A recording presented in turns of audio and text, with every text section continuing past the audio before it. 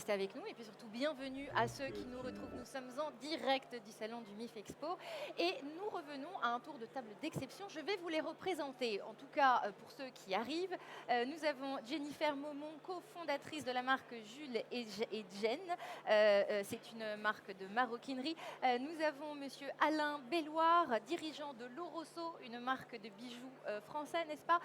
Nous avons Jean-Olivier Michaud, directeur industriel d'un très gros groupe, le groupe Eram, et nous avons Agathe Bougat, qui est une marque de nœuds papillons. C'est bien ça.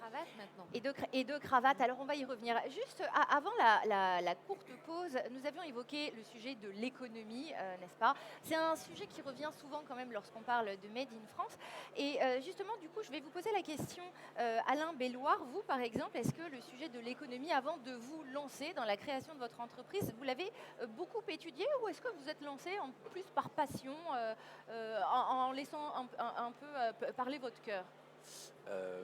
L'écologie est venue pour nous, c'est l'écologie. L'écologie et l'économie. Et l'économie. Ah, pardon. Il est difficile, souvent c'est un argument quand on parle de création. Oui, mais l'économie, de toute façon, dès qu'on se lance, quelque société que l'on fasse, si quelqu'un passe à côté de ça, je pense que ça ne dure pas très longtemps.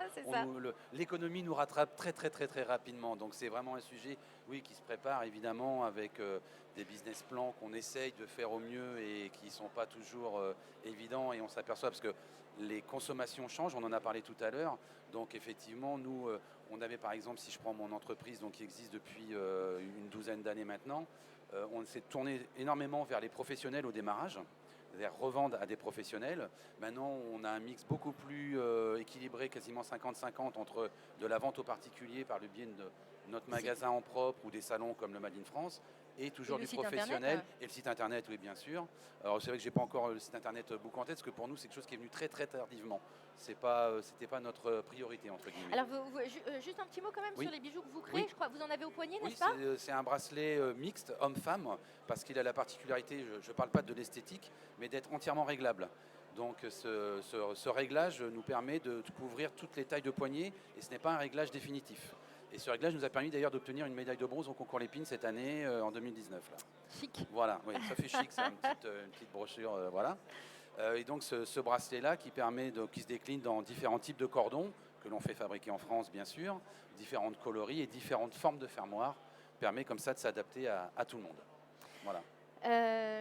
Qu'est-ce que vous disent les gens, et là je m'adresse à vous quatre, que vous disent les gens lorsqu'ils viennent acheter un produit 100% made in France? Qu'est-ce qui revient souvent, Jean-Olivier Michaud par exemple?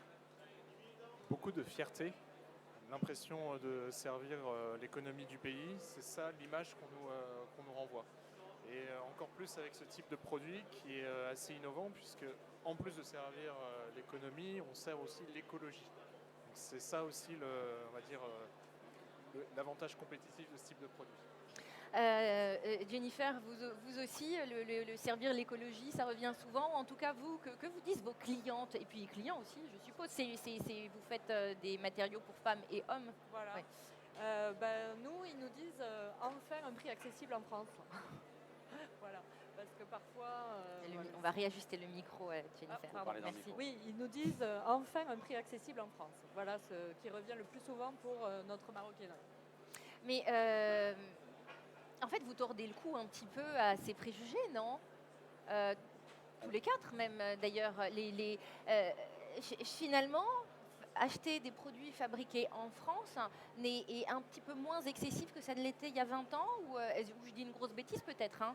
Non, c'est vrai qu'il y a une forte demande, parce que nous, on a un réseau de distribution professionnel, et en fait, c'est eux aussi notre indicateur, c'est-à-dire qu'eux, on la demande directement en boutique de produits fabriqués en France. Je ne parle même pas de qualité, parce qu'on fait de la bonne qualité aussi, même dans les pays très lointains, mais le fait quand même que les emplois restent en France, que l'économie est générée, rapporte de l'argent en France, c'est vraiment un sujet qui devient de plus en plus important. Nous, c'est clair, c'est ce qui nous a aussi incité à nous faire labelliser. Parce que, comme je le disais, on est labellisé très récemment, depuis le mois de juillet, parce qu'on a mis un peu de temps à trouver... Vous êtes tous labellisés ici, hein? Oui. Après, on donnera les dates des uns et des autres. On a mis un peu de temps à trouver en fait ce que l'on voulait en termes de fournisseurs de matières premières. Et donc, parce que le Rosso existe depuis 2 ans et demi, cette marque-là. Et en fait, on est labellisé que depuis le mois de juillet parce qu'on a mis du temps à trouver ce qu'on voulait. Mais il y avait cette demande et on ne regrette pas avec le peu de recul, puisque juillet c'était hier, mais on ne regrette pas déjà d'avoir fait cet investissement, parce que c'est aussi un investissement à tous les niveaux, d'avoir fait ça par rapport à nos clients et à nos revendeurs qui nous le rendent bien, quoi, je dirais. Voilà. C'est un acte militant de faire du 100% Made in France et d'être labellisé, Agathe? Oui, non, mais tout à fait. Alors après, les gens, moi, viennent souvent en me disant d'où viennent les tissus. Alors, je pense qu'il y a aussi une différenciation à faire entre la main-d'œuvre et la matière première. Aujourd'hui, en France, il n'y a quand même pas beaucoup de coton. Et c'est vrai qu'on a ce grand fantasme que tout vienne de France, mais bon, c'est quand même compliqué en termes de matières premières. Du coup, on va essayer d'innover sur des matières premières, par exemple le lin, le chanvre. Je pense qu'il faut pousser effectivement les producteurs en fait, agricoles à aller vers le textile, parce que si on veut aussi révolutionner la production textile, ça passe par les matières premières en fait. Et souvent on me dit d'où viennent tes tissus? Je fais le plus près, mais c'est pas forcément évident. Alors la production, même le packaging et tout ça, c'est fabriqué en France à 100%.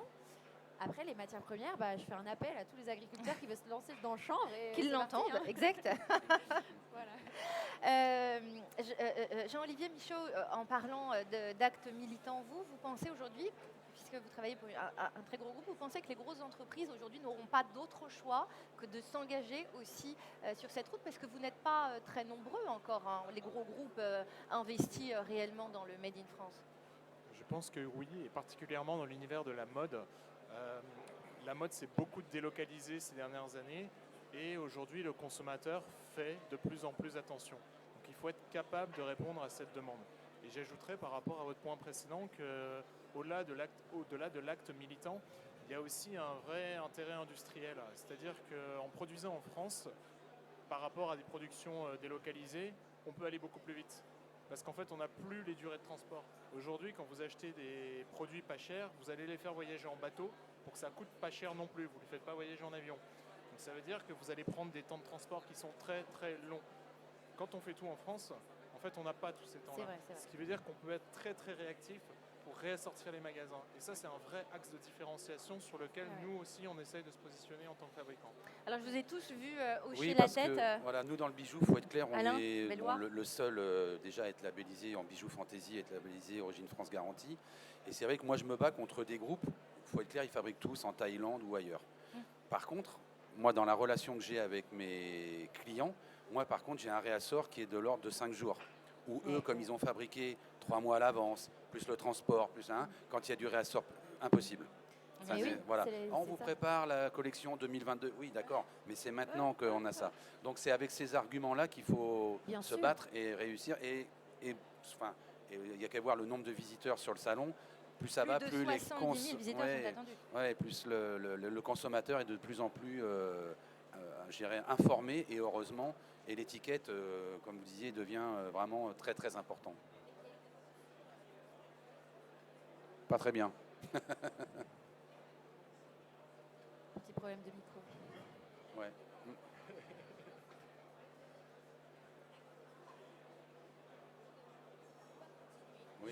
Je peux rebondir éventuellement sur ce qu'il vient de dire. Pour moi, c'est la notion de service, en fait. Voilà, on va continuer comme ça. Voilà. Pardonnez-moi, Agathe.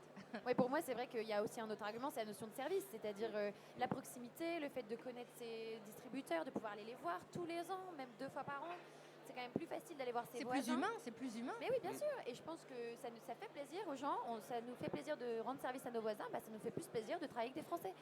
Pas parce qu'ils sont Français, mais la proximité immédiate. Moi, j'aime bien autant travailler avec des Belges. Pour le coup, à la limite, moi, je vais favoriser le kilomètre. Je suis à Reims, donc je vais peut-être aller travailler avec le sud Belgique plutôt qu'à Marseille. C'est quand même plus cohérent.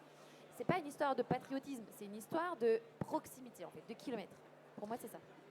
Oui, on parlait tout à l'heure, c'est vous qui parlez de ça, de zéro déchet. Oui. Je reviens toujours sur mes marques concurrentes qui sont des gros groupes, choses comme ça. Il y a 0 SAV, par exemple. Donc ça veut dire on en fait quoi du SAV? Non, il n'y a pas de SAV. Exactement. Parce que le temps qu'on renvoie là-bas, donc on jette. C'est vrai. On remplace. Nous on répare. S'il y a, ce qui est très rare, mais s'il y a du SAV... Et notre réputation est en jeu aussi. Exactement. Notre réputation est en jeu. S'il se passe quoi que ce soit, les relations sont plus saines parce qu'on se connaît et que voilà, c'est plus sain. Jean-Olivier Michaud. Je me permets aussi d'illustrer avec un autre exemple. Aujourd'hui, notre usine, par exemple, fournit le back-office de l'atelier bocage. L'atelier bocage, c'est quelque chose qui est tout nouveau dans la mode. C'est de la location de chaussures. C'est quelque chose, il y a quelques mois, c'était impensable. Et en fait, pourquoi ça peut fonctionner? Parce que l'usine est en France. C'est-à-dire qu'en fait, la vente se fait en France, les chaussures louées vont revenir à notre usine et nous, on va les réparer et on va ensuite les vendre en seconde main. Enfin, c'est la marque qui va le faire. Mais cela dit, si l'usine de réparation était à l'autre bout du monde ou à des milliers de kilomètres, on ne pourrait pas le faire. Ouais, c'est un vrai axe de différenciation à nouveau. C'était important pour vous d'être là, présent dans ce salon, Jen? Bah oui, bien sûr, parce que là, on est enfin à la rencontre de nos clients, parce que nous, on est typiquement une marque seulement digitale, et on ne travaille pas avec des distributeurs, parce que justement, la marge, on ne veut pas donner la marge à des distributeurs, on la donne à notre client. Donc c'est pour ça qu'on arrive à faire des prix accessibles, c'est sans passer par des distributeurs. Donc nos clients, finalement, on les a beaucoup au téléphone, mais on ne les voit jamais en vrai. Donc là, ça y est, ils voient nos produits. Ça fait du bien de les rencontrer. Voilà. Un dernier mot alors. Oui, enfin, pour répondre à la question, oui, nous ça fait 7 ans qu'on vient, donc oui, c'est important cette relation-là, d'autant plus qu'on voit l'évolution, enfin, en 7 ans, sans parler même de 20 ans, en 7 ans, on a vu l'évolution de la clientèle et des gens. Enfin, nous aujourd'hui, on fait les cadeaux de Noël, quoi. Là, on fait, c'est clair, on prépare, les gens viennent faire leurs cadeaux de Noël alors qu'on est que le 8 novembre. Ouais. Voilà, donc ça c'est bien. Et on voit les copains un peu, enfin tous les ans. Oui, bien sûr, mais ça va au montage. Ça, c'est évidemment. Toujours ça. Alors merci beaucoup, merci à tous les 4, merci Agathe, Jennifer, Alain, Jean-Olivier Michaud, merci à tous et je vous laisse avec une courte pape de publicité.